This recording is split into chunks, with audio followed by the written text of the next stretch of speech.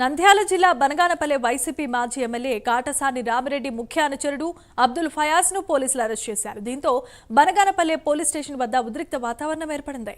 మంత్రి బీసీ జనార్దన్ రెడ్డి ముస్లింలపై కక్ష సాధింపు చర్యలకు పాల్పడడం ఎంతవరకు సమంజసమని వైసీపీ మైనారిటీ నాయకుడు అబ్దుల్ ఫయాజ్ సతీమణి ముబీనా షమీం ప్రశ్నించారు.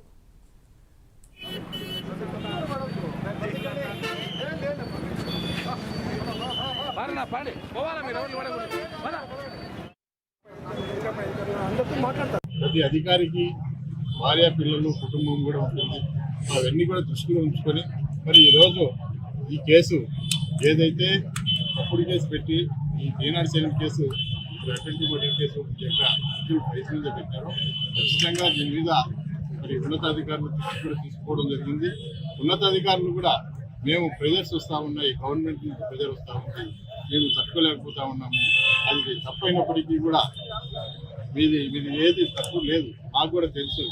అయినప్పటికీ కూడా మేము ప్రజలకు మంత్రి గారు బీసీ జనార్దన్ రెడ్డి గారు బయట నుంచి అమరావతి నుంచి ప్రజలు చేపించి మా ఈ విధంగా ఎస్సీ ఎస్టీ కేసు ఈనాడు సేలం కేసు పెట్టాలని చెప్పి ప్రెజర్ చేస్తూ ఉన్నారు. మేమేం చేస్తామని చెప్పి అధికారులు కూడా చేతులు పెట్టారని చెప్పి మరి దీనికి ఎవరు న్యాయం చేయాలి?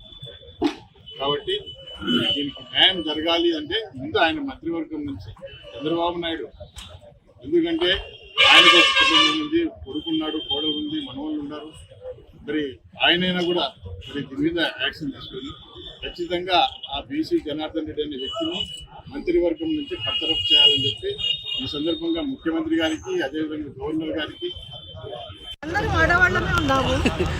వాళ్ళు వచ్చారు ఏదో ఒక సాకుతో మా ఇంట్లో కొట్టి కెమెరాని ధ్వంసం చేసి మా ఆడవాళ్ళందరినీ బెదిరించి వాళ్ళే వెళ్ళినారు. ఏం చేయలేదు. పెళ్లి ఇంట్లో అందరి సందడి బలవంతంగా దూరి మా మా వారిని మర్డర్ చేస్తామని చెప్పి తీసుకొచ్చినారు. ఇది ఎక్కడ ఏమండి? ఇది కక్ష సాధింపు చర్య. ఊరికి పెద్ద ఒక మినిస్టర్ ఉండి మమ్మల్ని అందరినీ కాపాడుతున్న బాధ్యత ఆయనది. ఇంట్లో పెళ్ళి 3 రోజులు కూడా కాలేదు. పెళ్లి కొడుకుని తీసుకొని వచ్చినాం. మేము సాయబుళ్ళము, పరదాలో ఉన్న వాళ్ళము. మా ఇంట్లో దూరి మమ్మల్ని, మా వాళ్ళని కొట్టి మమ్మల్ని భయభ్రాంతులు చేసి మమ్మల్ని ఉల్టాగా ఏం చేసినారు? మా మీదనే కేసులు పెడుతున్నారు. పెళ్లి కొడుకు ఏం చేసినాడండి? పెళ్లి కూతురు ఏం చేసింది? మీకు అందరికీ తెలుసు పెళ్లి ఇంట్లో ఎలా ఉంటుంది అనేది. ఇది ఎక్కడి అన్యాయం అని నేను అడుగుతున్నాను. పెళ్ళై 3 రోజులు కూడా కాలేదు. మమ్మల్ని అందరినీ కాపాడాల్సిన బాధ్యత ఊరికి పెద్ద ఆయన తరపు నుంచి మాకు ఇబ్బంది వస్తే మేము